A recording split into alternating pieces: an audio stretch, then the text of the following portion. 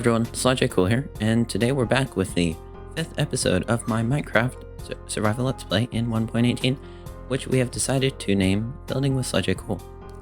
And this is a series where we focus on building detailed things in survival mode.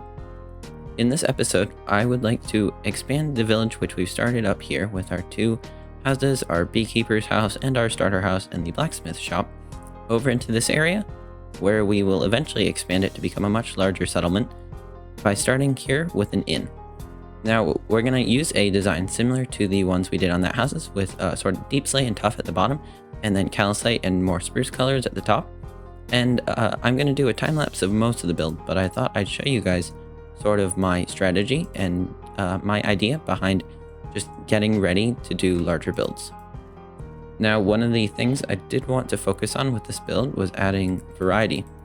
So what I actually spent quite a while working in a building testing world on this, and what I ended up deciding on, because I didn't want to have it be all, squares and rectangles, which is what you see with a lot of Minecraft builds. And it gets a bit boring once you have a lot of them, and we already have plenty of squares and rectangles over there with those buildings. So what I decided upon, the thing I thought that would look best, is to do a tower as well as a slightly oddly shaped building that would be the main part of the inn. So for the tower here, you can see I did not want to make the circle too large, because then I thought it would look sort of out of place and generally not look quite as nice, and it would be too large. Plus, we aren't really going to be putting anything in this tower. So for the tavern/inn that we're making, we're going to have a tavern in the bottom area and an inn in the top, and the tower is going to be connected through the second floor. But it's not actually going to be large enough to put a room for the inn in. So I didn't think it would be a good idea to make it large enough for a room, since it's not going to have a room. Now, aside from the tower, we're going to have a pretty large rectangle area that's going to jut out from around here. It's going to go around here, and then it's going to have an expansion area on the side. And it's going to have the actual eating area as well as the sleeping area. So let's see, just go out 1, 2, 3, 4, 5, and then we can start up right here. So what I'm going to do on this one, especially to make it seem more substantial, is actually make it a little bit taller than the other ones, which actually means I'm going to make the roof a little bit flatter. And this is because of an interesting thing that I've just found about roofs, where if you have a shorter building, then you're going to want a shorter roof until you get to a certain point. And well, you make it larger, so you make the roof larger as well, until you get to a certain point where it gets so tall that making a roof to, suit that kind of building is just unreasonable. And if you make it that tall, it's just not going to look realistic. So in that case, you revert back to the shorter angle of the roof, which is more similar to what you might do on a smaller building, which is actually what I'm going to end up doing here. So this is going to have a relatively flat roof made of slabs instead of stairs. Now, what you can see me doing here is I'm actually going through this area and laying out a different rectangle right here on the side than the main rectangle that's on the right here that we're using for basically everything else. And that's to help add variation and make it not look quite as boring, like it's all just one big rectangle. However, I am building in sort of odd numbers, so you can see I'm actually building, these ones are going to be 5 long. And then this one area over here is going to be 3 long in between each one. And the reason I'm adding bricks in between each one is so we can have a more stronger looking support pillar in between each area of flat wall.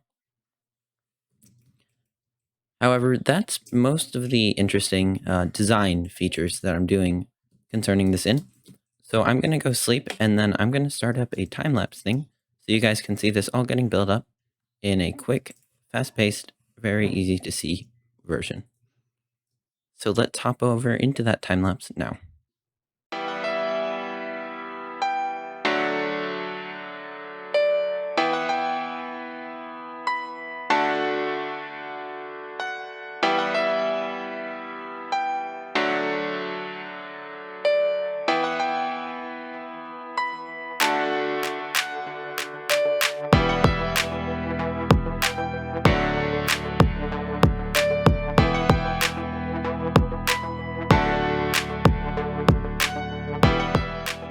Alright, hey everyone, Sly here again.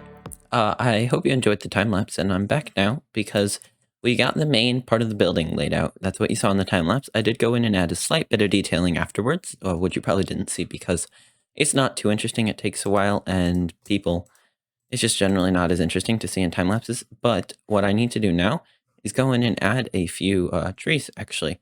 So I was thinking the road that we're having going throughout the village, it goes down here and then drops down here and goes off that way. So I'm thinking we could have a road that comes off this way, and then also a road that goes through probably maybe right here. Or what I was thinking is we could have a house here, and then it sort of loops that way around the house, and it also loops this way around the house and stops by the inn on the way around here. So we could put a tree right here, and it would look nice because it would be next to the house, and it will also add that touch of green that really helps balance out the sort of more bland colors that we have here. Also, what you might have seen is if we go into this archway here with the sort of diagonal hallway, we can actually find this area back here where we have a small stables area where anyone staying in the inn/tavern could leave their horses for the night. I'm thinking we could probably add like another building in a very similar style to that, except it's like standalone right over here, and it would look pretty nice. And then we could have a little stable yard, and we could have the path go down back through here. And it would be good for anyone who's just visiting the town, especially if it's once we get to expand the world more. It would make sense that people would ride animals instead of just walking themselves, because it's a lot more efficient and a lot less tiring. Plus, you can carry a lot more stuff. So for this tree design, I believe I've showed it on camera before a few times. It's basically just you build up. Let's see. Wait. Let me show off my amazing parkour skills trying to get onto it. You just build up 1, 2, 3, 4, 5, 6, 7, 8, about 8 granite walls tall, and then you go around here with spruce leaves. You do a little sort of diamond shape around the top here, and then I just go to the bottom, and then I work the leaves down around the tree from there. And eventually, so I'll do like one side right here, and then we get another side pretty much done as well. Just from doing that sort of area, we build it out here, and then just fill in a bit of area up along here, and we got a pretty nice looking tree quite easily right there. It's a pretty cool design. Feel free to use it in your own world. I think it's very nice because it only fills up like 3x3 area, and the resources aren't that hard to gather. Now it is nighttime, so I'm gonna go sleep, and then I'll get back with you guys, and we're gonna start building up some trees, and also just bushifying this area and adding sort of vines like we have on those buildings over there to this one to make it feel more overgrown and incorporated into the environment. Alright everyone, I'm back now, and I decided we could go over just my sort of process, for greenifying and decorating this area up a little bit, just to make it seem more incorporated into the environment, help it match those houses, and just, in my opinion, make it generally look a lot nicer. So first, what I'm going to do is use coarse dirt and some path blocks eventually to just expand the path a little bit over to this door, so that we can have a actual, path leading up to it where people would be walking and what they would be using to access the inn. So what I do is I will take a patch of coarse dirt, put it around here, and then add just put a bunch of patches of coarse dirt in the general direction you want the path to go. Then take your shovel, use it to clear out some of the grass here, and then just add path blocks, sort of this yellow stuff, which you can just do easily, pretty easily, by right-clicking with the shovel, and then you can just create a fairly nice-looking path, basically wherever. And there we go. This is pretty nice looking. This is a bit of a wide one, so I might make this a bit smaller, but you get the idea. Oh, and by the way, between clips, I did just go in and add some trees in here because it's not too interesting, in my opinion. It's just this is the same design as this one, and it's not too interesting to just add in a bunch. Anyways, so next what we're going to do is go in and add some oak leaves, sort of as bushes, but also eventually in these areas where there's a lot of bushes, we don't want to make it too obtrusive, so we just do a small bush like that, but maybe like right here, say, we can take this one up, and instead of just being a bush, it can actually be sort of like a little creeper. Sorry, not a Minecraft creeper. Luckily, that would be very scary. Certainly wouldn't want those on the walls of my building. But you can take them up as sort of a vine up here, and then you can just swing it around onto the roof What? Wait. I can get it. I trust me. Yes, there we go. And it sort of adds a little bit of age and makes it look this has been here for a while, and there's been time for ivy to grow up onto it. However, it's basically nighttime again, so I'm gonna go sleep, and then I'll get back with you guys and show you a bit more of how I do the bush work. Okay, same time again, and I'm just gonna finish up bringing these leaves around. So especially what I'm gonna do right now, because I'm really just building the building. I'm not trying to, expand the village too much right now. So all I'm gonna do right here is just make the vines and bushes sort of close to the house and then grow them up from here. But what I would normally do, like once we're actually getting into the swing of things, like maybe in the next few episodes, as we're expanding the village some more, what I'm definitely going to do is just to make it feel more connected is add random bushes just sitting here. And it really just helps it feel like there's more. Like it's not just a plains biome, a Minecraft plains biome where people came in and plopped down houses. It's a very lush plains biome where there's plenty of small trees growing and there's bushes as well. And then people came in here, chopped down some of those, put the houses there, and even though they've chopped it down, there are still bushes trying to regrow.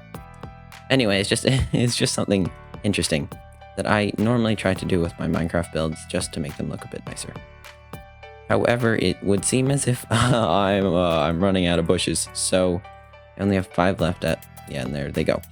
So we've got a pretty nice exterior though. You can see we have this creeper, sorry, not creeper, they're vines, don't want to scare you. We got the vines here, vines there, and overall it's starting to look pretty nice. I will probably get some more oak leaves later and do the back area. Trust me, I usually do backs. And what I'm gonna do in here now, the pretty much the last step, once you've got the bushes in, is just to go in with bone meal. I know I mentioned this in the last video, but I love bone meal. It's so nice having something where you can literally just place it and it automatically just creates a bunch of really nice overgrowth for you. It used to be like, and I remember the days when it was like you had to go in, individually shear every single blade of grass, and then go and place it yourself. It was not fun. And I think people kind of take it for granted how good bone meal is these days. And you see with the bone meal we've added in now, let's just add like another flower right here. We've got a pretty nice looking entrance area, except for this area where I'm going to go in and add the path in a sec. So I'm actually going to go in because we've got pretty much this entire build done. So I'm going to go in, add a few final details, probably expand the path some, and then we will probably just finish up by adding a smaller house right here, like I mentioned earlier, which I would like to do, and I think will be very cool. So I'll see you guys once I finish the detailing for this. Alright everyone, I'm back, and so what I did was go in and I did quite a bit of stuff actually. So first of all, I built up this small little house here. It's sort of like the inn in the other buildings we've done where we have tuff at the bottom, however it just doesn't have a second floor with diorite and calcite, it's just a roof on the top. I think it looks pretty good, and we're probably going to add quite a few more of these houses, because in an actual medieval village, you wouldn't have just like one peasant house and then the rest are owned by mercantiles. You would have like quite a few peasant houses and definitely a lot more fields than we have right now. Probably get to work on that in the next episode. We'll see. Also, what I did, I just went in and added a lot of oak leaves everywhere and some overgrowth just to really make this area feel more complete. I also had this little path back here that goes around to the back of the area where I sort of started on an interior for the inn. And that would be the door that the actual innkeeper or the person running the tavern would be able to serve people out from this out from this like sort of table area we made right here, out from this countertop. And then there's also a storage area back there for them. I also added a little fireplace to sort of add a bit of warmth into this room and make it feel like there's more just life in here. I think I'm probably going to want to put that there. I don't know. Well, I think it would look better with something right in that spot. We'll see. Also, I did not really start on the second floor, just put a torch up here so it's lit up. But that's pretty much all that I did on the interior, and I've basically showed you everything else before the last clip we did. Well, I also added a stable yard and expanded the paths. I added like a little area where eventually once we add another stable here, it will look like people have been riding through here and, leading horses and whatnot through here, so that it would cause this whole area to be worn down, similarly to the path that we've made in the rest of the area. However, that's pretty much it for this episode, guys. I hope you enjoyed. If you did enjoy, please give the video a like. And if you enjoy my content in general, or especially like this video, I would really appreciate it if you would subscribe, as it helps out the channel a lot, lets more people see these videos, and it just makes me happy. Either way, have a nice day, and I will see you guys next time. Goodbye.